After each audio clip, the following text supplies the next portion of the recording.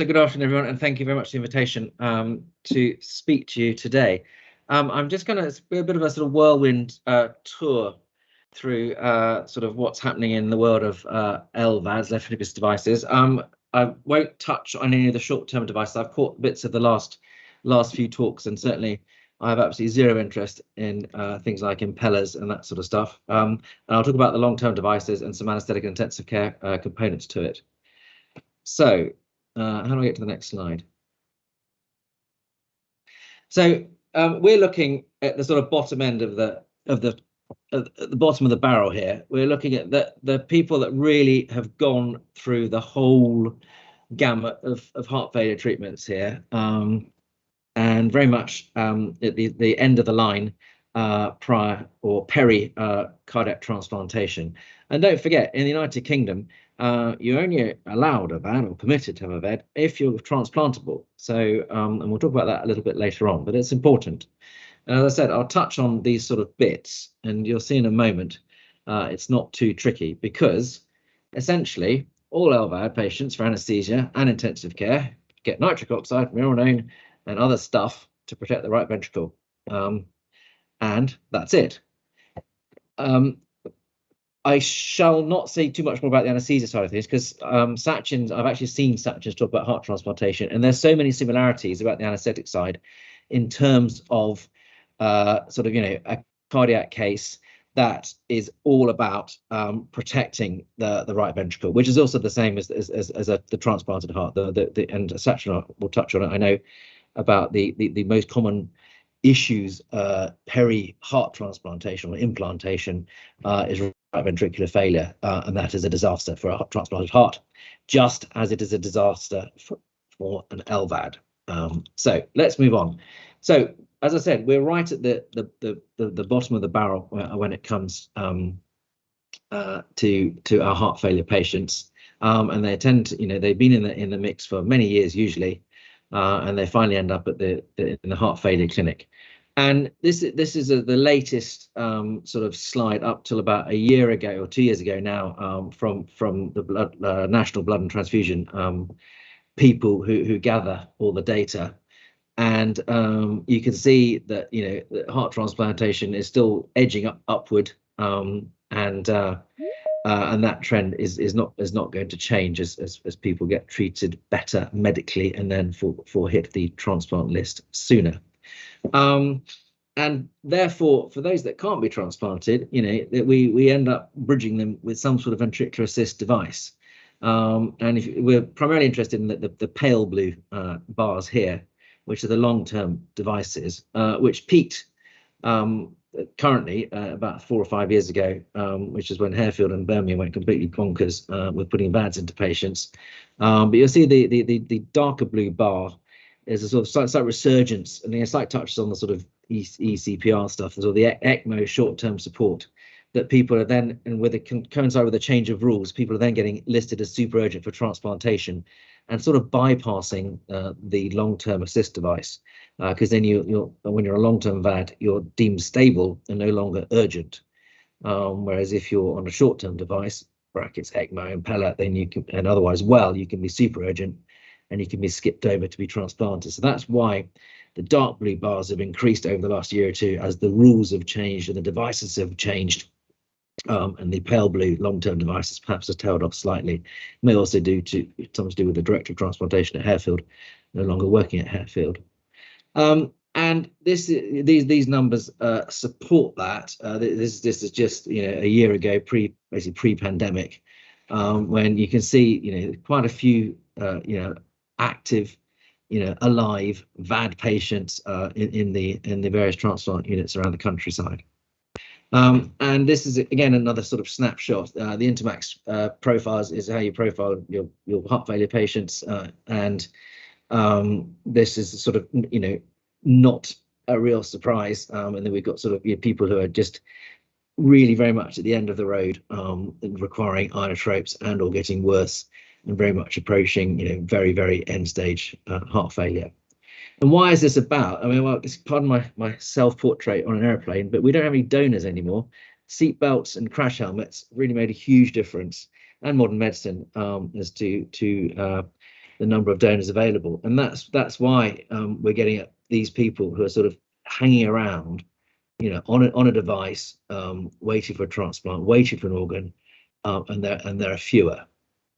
And the thing is, you don't really want to be on a device, because as you can see, this is a sort of an all-comers graph, and basically red and blue lines are happy lines, people getting better, and black and grey are sad lines, people having VADs and still having VADs after 2 or 3 years, or dying with their VAD.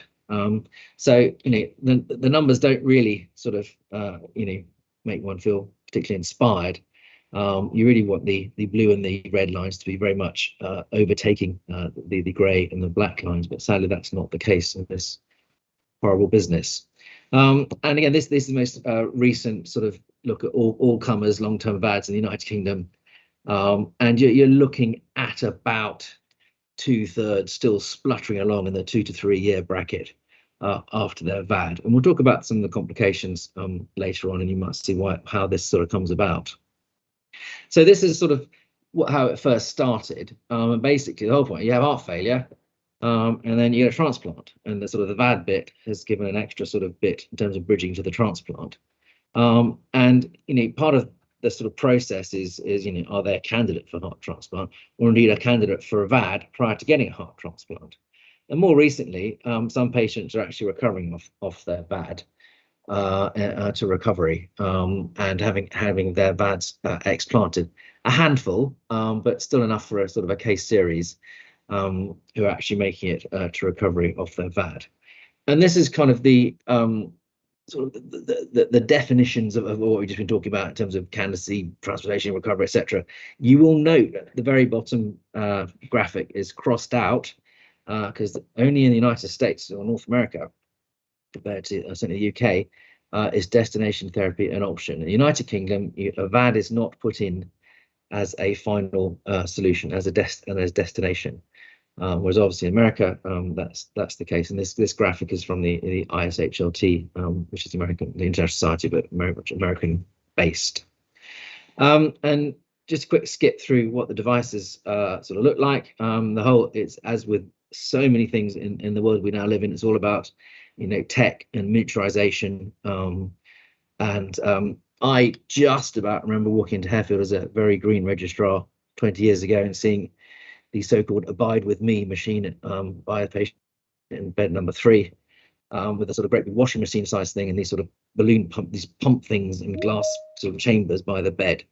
And this is very much a sort of short-term sort of biventricular support, and usually ended up either dying on this or going on to something else. And the main thing of this is all extracorporeal. A short-term, big machine to drive it, pneumatically driven, and was very much not in the patient. It was just literally pipes going into the chambers in the patient. And as was this is a sort of the next sort of slightly more portable one, which had these 2 diaphragmatic chambers on the outside, which were literally sort of strapped to the patient's chest, and another not dissimilar size sort of washing machine thing that was pushed along to pump these pneumatic pumps for the patient. Excuse me. Then finally, miniaturization and implantability became more feasible. And the HeartMate one was this great big sort of frisbee shaped thing that actually had to be implanted in the abdomen because it's too big to get into the chest. And that was very much internalized and was a diaphragmatic pneumatic pump with an external power supply and controller. But the main thing was it was internalized. It was it sat under the diaphragm in the patient's abdomen, and that was the sort of the first made a huge difference in terms of the advancement of VAD, supportability of VADs. And in fact, Harefield actually were quite proud. They reported a series of 9 of these were explanted not that long ago to survival about 10 years ago, which was so it was quite good, a good bit of kit. Then there was a move to get the devices into the chest, and so we developed these sort of axial pumps, and the HeartMate 2. Still many patients on these, around and about the world at the moment. But you can see it's an axial pump. It drains, and like all the sort of future VADs, drain the left ventricle and return to the aorta via some sort of Dacron type graph. And this was a sort of a long, so that's a bit blurred. You can see a sort of axial type propeller that basically shunts blood in one direction. This has got even better, and you can see the above graphic, so they're upside down. I haven't managed to separate the two images properly. Where the device is now a centrifugal pump rather than an axial pump, and actually implanted into the apex of the heart. And the most common around the world right now is the hardware HVAD, which is plumbed straight into the left ventricle here with a Dacron patch, and then a little centrifugal pump here. Note it still has a spindle, and this is a sort of magnetic centrifugal pump, but it still has a spindle, and that's important in a minute. I'll show you in a sec. And they've literally just core out a hole, put in a Dacron patch with a ring, and then put the ventricular outflow straight into the LV, and a tube graft onto the aorta. So that's kind of where we are. And these are all sort of continuous flow, non-pulsatile, non-diaphragmatic type devices. The most late, you can see they all require quite high flow revs per minute. And the latest that's just come out is the HeartMate 3.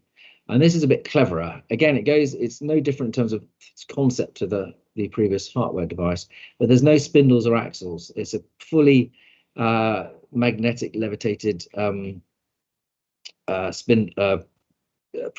propeller, and that is quite clever because it allows a much greater gap for blood to go through this. So far fewer shearing and stresses and better flow through the pump, and no sort of axle or spindle. It's completely free in terms of magnetic levitation. And this has only been out a couple of years, and it's just flashing back to the data with the HeartMate 2 and hardware, where sort of 2-year survival is sort of 50 to 60%. But the latest data just out from the Momentum 3 trial, where they're claiming, and I do say claiming, a somewhat better survival rate at around about 80%. A stroke rate is probably a bit less, and thrombosis rate is certainly less than the other devices. And they're claiming a significant improvement in 80% of patients in their sort of baseline New Heart Association classification. I do think that this is possibly not necessarily a great resonant success. I'll be able to walk another couple hundred meters in 6 minutes, but maybe in this sort of world, that's deemed fantastic. However, just in time, especially for HeartMate 3, the Medtronic HVAD, literally 5 weeks ago, was withdrawn from the market, and there was some quite poor data suggesting that your increased neurological events from bleeding and thrombosis is significantly higher. And we've certainly had, this is probably more important, we've had a couple of these at Harefield. When you plan to do a change of battery or change of control unit, so you're not going to the chest, you literally change the electronics outside, on the bedside, but the new control unit does not talk to the VAD, and the VAD does not restart. We've had 2 at Harefield, one has survived and one has died, and this one happened in the last 2 or 3 months, and Medtronic were forced to pull it from the market, which obviously on the very same day you'll see that Abbott, who makes the HeartMate 3, put out a press release saying their device is amazing. So don't forget, it's a commercial world in America, and this is what's driving all of this. So just back to sort of slightly more day-to-day stuff. That was just a quick sort of few pictures and a quick what's what we're dealing with. There are a few things that are somewhat a bit more specific to the care of your LVAD patient immediately post-operatively. Obviously, we're all cardiac anaesthetists in some way, shape, or form, and these sort of things are common in most of the surgical patients we see these days, sadly. But I cannot emphasize enough the need for a working right ventricle to supply the LVAD on the left side of the heart. So this is some data showing how awful it really is, and you can see that bleeding is still exceedingly common, and these data fairly well reproduced that sort of 20 to 30% need to go back to theatre. within 24 hours of the operation of the implantation. And you know, this is pretty bad. If you see, these patients are pre-transplant, and therefore you really want to reduce their HLA antigen load, or rather not increase it by transfusing them. And here we are having to transfuse at least half of them peri-LVAD. So it's not a great place to sort of start your transplant journey when you're given blood, because you're getting a device. Don't forget, it's an external thing, and worst of all, the drive lines come out through the skin. So driveline infections or some infective issues are not uncommon. Right heart failure, that's about right. I would certainly say about 1 in 4 very much struggle. And this has been defined as needing some sort of right heart support and or inotrope. So don't forget, you don't need nitrates to the left side because you've got LVAD in. So it's very much about what do you need to support the right heart? What do you need to help the right heart in terms of offloading it and essentially filling the LVAD. And I would say, you know, about 1 in 4, 1 in 5 is about right there. And then finally, probably the most important thing, well, in terms of for the patient is neurological issues.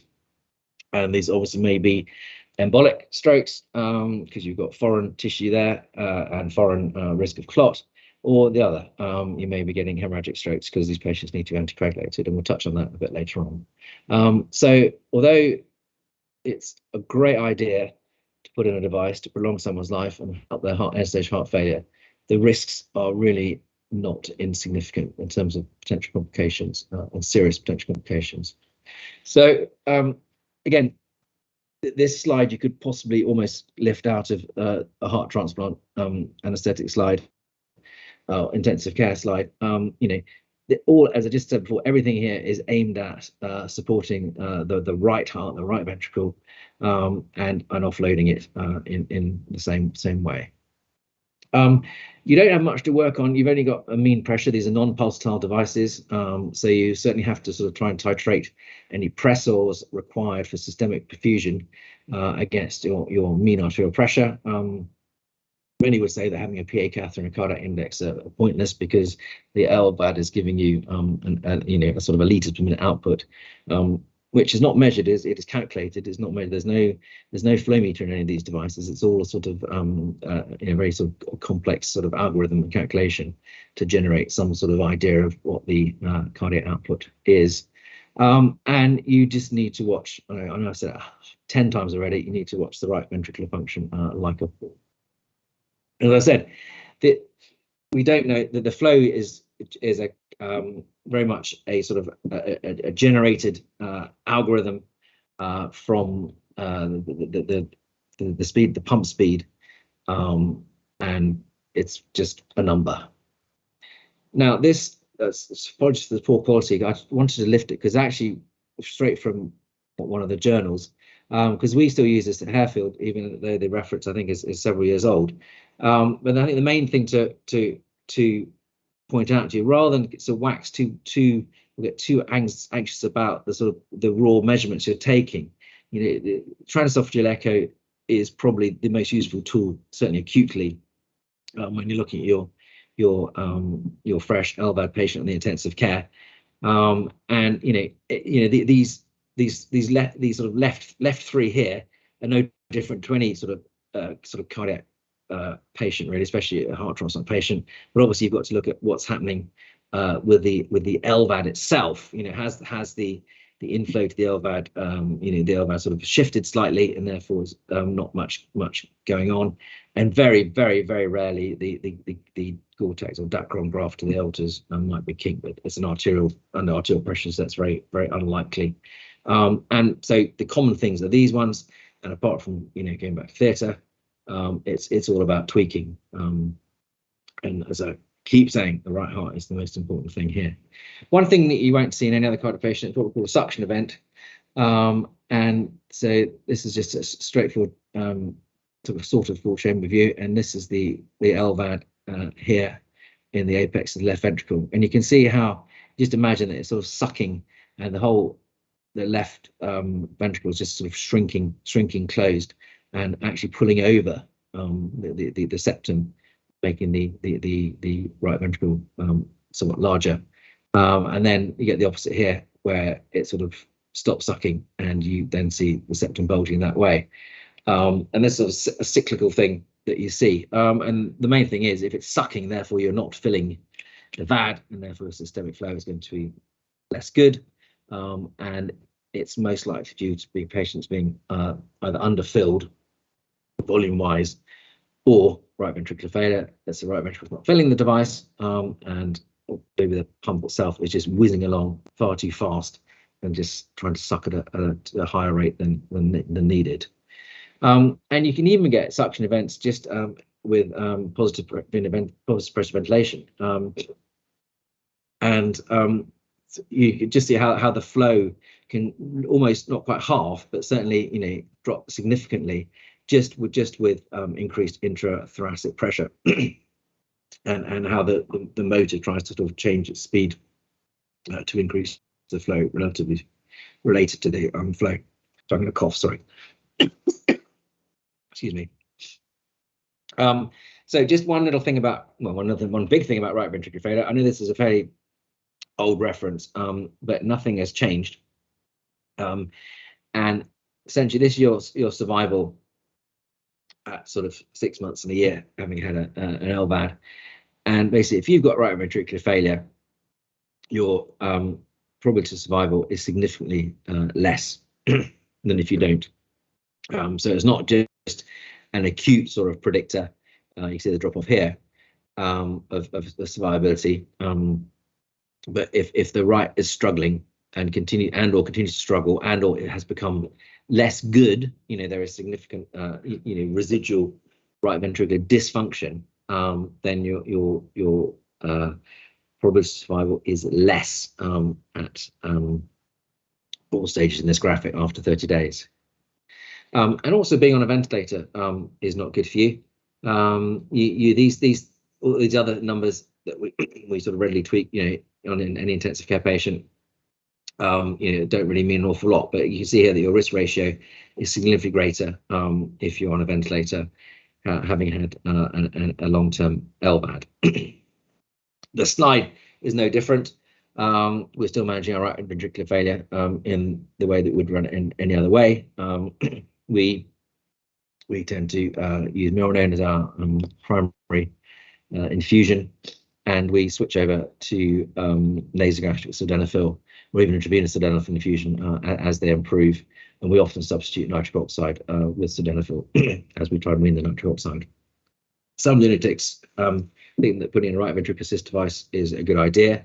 There is no long-term right ventricular assist device on the market, and certainly none that work, though obviously Martin Struber and Hanover thought differently, and he shoved into this again, it's a bit old, this slide, but it does, just look, it's just a mess, and for what, for a fancy X-ray and a case report, it doesn't really, these are not viable. And certainly I personally have seen sort of 3 directs of transportation Harefield do this, and none have come out with anything more than the odd case report. The right heart is a terribly difficult thing to support, especially in the presence of left heart failure and left ventricular assist device.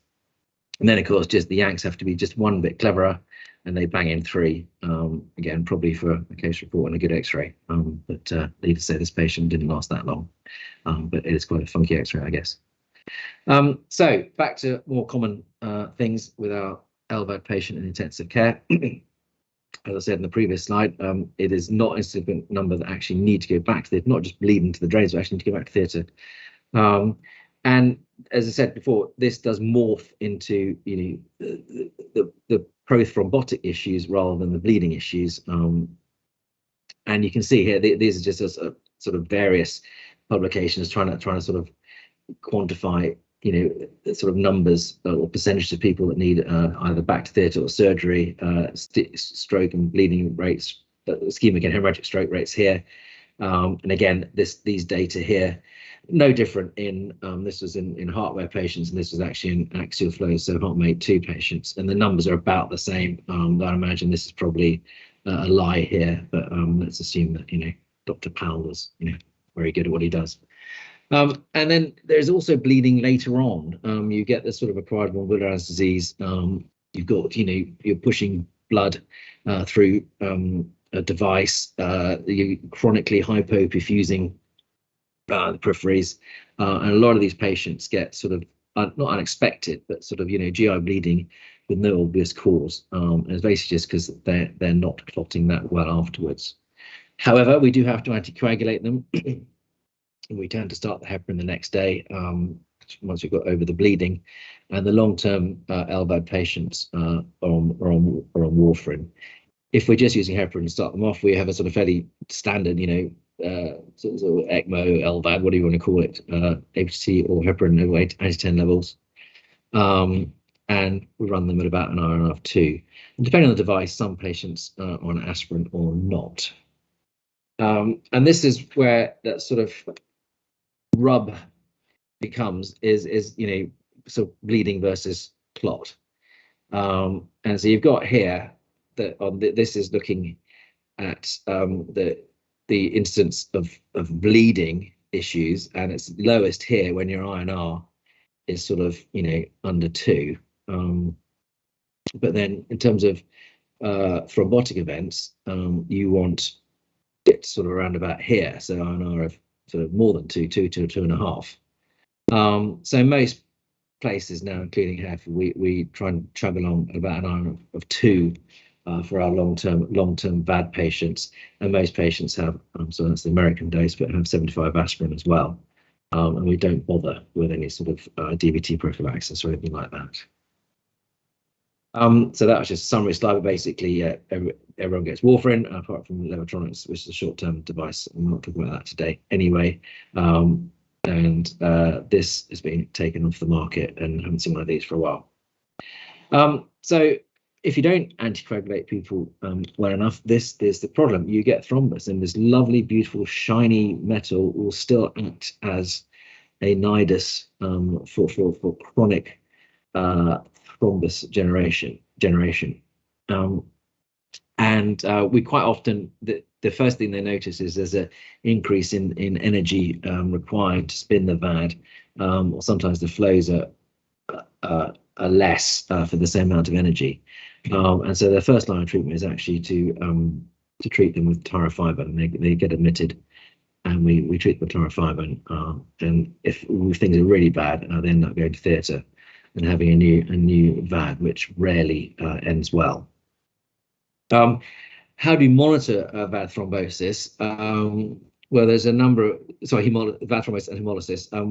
We look at plasma-free hemoglobin and LDH, and these are actually Harefield data from one of our previous fellows, and basically the magic number was an LDH of above 600 and or a free hemoglobin above 40, and that sort of fits quite nicely with the other big trials that have happened since then, saying that you're sort of sorry, I keep hitting the button. Your survival is event-free survival is going to be better if you avoid both hemolysis and thrombosis. And that's essentially, I've already said that in words to you, but that's just a summary. So we're looking at power consumption and flow rates, or the pump literally just stops, and we monitor hemolysis by looking at these things that I said in the previous graphic. Now, so the newer pumps have really quite small drive lines, but it's still a hole, and it's a hole that's there forever. And despite them having, sort of cuffs and antibacterial this and that sort of stuff, it is not uncommon for patients to have driveline infections. And quite a lot of people are walking around with chronic driveline infections. They just sort of rotate their oral antibiotics, they're on PICC lines with antibiotics, they take it home, etc., just to try and sort of prolong, the life of the device. But they do tunnel the driveline and try to bring it through sort of abdominal fat, etc. But if once it works its way towards the device and things start to fall apart, then it's a complete disaster. And just show that's the Harefield graves there. So I'm just going to present you a case more because it's an interesting echo, but also illustrates very well another complication. And reason I actually anaesthetized the guy, so I'm sort of quite sort of close to this. But we had a fairly relatively young patient who had heart wearing, and this is for about 3 years, and he was starting to feel more and more short of breath, having been really quite well. And his first echo, and this doesn't really show it very well, but he's got quite a sort of dilated left ventricle, and he had very significant aortic regurgitation. And this is a known but late and therefore rare, just because it's late. You don't see it often because patients don't live this long, where you get a progressive sort of aortic regurgitation, and it's possibly due to the valve is not being exercised. It's not opening, 60 to 80 times a minute, and even when the devices, some devices slow down for 10 seconds per minute just to allow the valve to exercise a bit with some native ventricular contraction. But essentially, you do get sort of decay, if you want, for want of a better word, pathology of the aortic valve. And this being the main one is retraction, so you tend to get significant aortic regurgitation with these patients, rather than stenosis or sclerosis. And why is that a problem? Well, that's a problem because these things only work against a closed aortic valve. So if you're that's what's supposed to be happening, but obviously if you've got AR, then you get recirculation, and therefore you don't get systemic diffusion, but probably more importantly, you end up with recirculation and distension of the left ventricle, and therefore increased pulmonary pressures and put more strain on the right heart as well. So I say, although it's late, it's not great, but we've had a few coming through with the VADs, people lasting longer on their VADs. And so you are quite stuck with what you can do. You can fiddle around with the VAD, try and perhaps reduce the flow, do echo guided, try and make sure you're going to get as much forward flow and as little sort of backflow down onto the aortic valve as best you can. But that really doesn't last particularly long. And then you sort of think, well, should you do an AVR? And certainly we've done 1 or 2 of those in these patients with sort of 50-50, do or die, as in the patients did or died. And then you can get stupid and do things like TAVIs in these patients. And we've done a couple, and sort of again, one died and one lived. But then, this particular case, we did this, and I don't know if you can see, but that's a 3D echo. And this is the LVAD here. Last time I gave this, I asked everyone to see what they thought it was, but I'm not going to bother this time because you can see here. So what we did, we deployed an Amplatzer ASD occluder across the aortic valve. So that's the ventricular side of it, and that's it being deployed into the aorta. So it's straddling the aortic valve here. So we did it transcatheter up the aorta and closed off the aortic valve, and that therefore you can just see it here, sitting in the LVAD here around the aortic valve, and that basically closed the aortic valve completely and reduced the aortic regurgitation to next to nothing. And this is the first time it's been done in the UK, and the patient actually went on to do quite well, lived for another few months after this. But again, short-term gain for short-term survival, it's very much sort of end of the game, or end of their VAD journey, I should say, not necessarily the game, but end of the LVAD journey when you're at this stage. Again, another sort of classic, what's odd about this monitor, as you can see, that is a true snapshot. You've got a patient in a rhythm that's not compatible with life, and yet they've got a good arterial blood pressure and they're breathing. Same with this patient here, still got a cardiac output because you've got CO2, but they're anasystole and they've got a good blood pressure. And obviously that they're having arrhythmias and the VAD is still working, so they're still shoving blood around. Not uncommon. And it could be due to just pure anatomical issues, or stretch or not stretch, and local irritability and suction events can cause it. And it can be anything from sort of atrial fibrillation to a lot worse. And again, usually ventricular tachycardias rather than VF are not uncommon.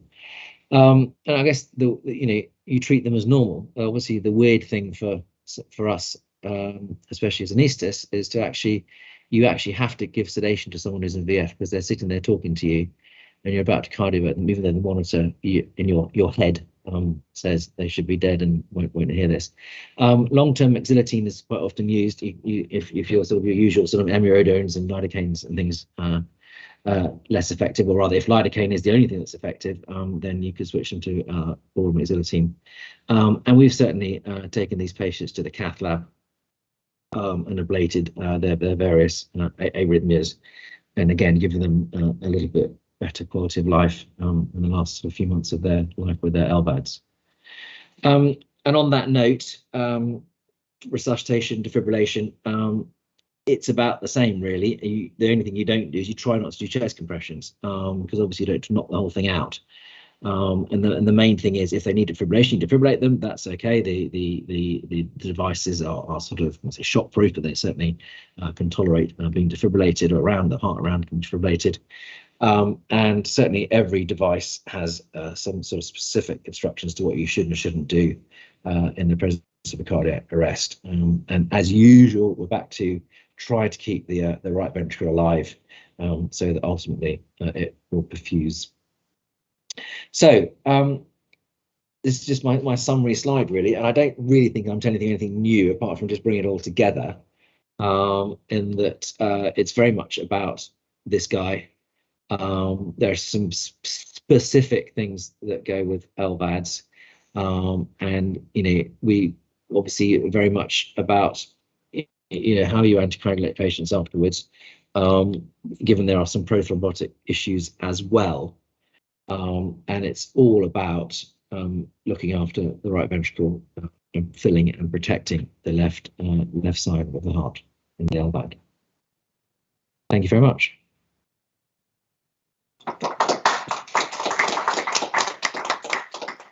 Thank you very much. We've got about 20 people here in the room, so I'm just going to ask if there's any questions from the audience that they want to shout out to see if they can be picked up on the microphone. I'm staring at Anders and James because they've been paying lots of time.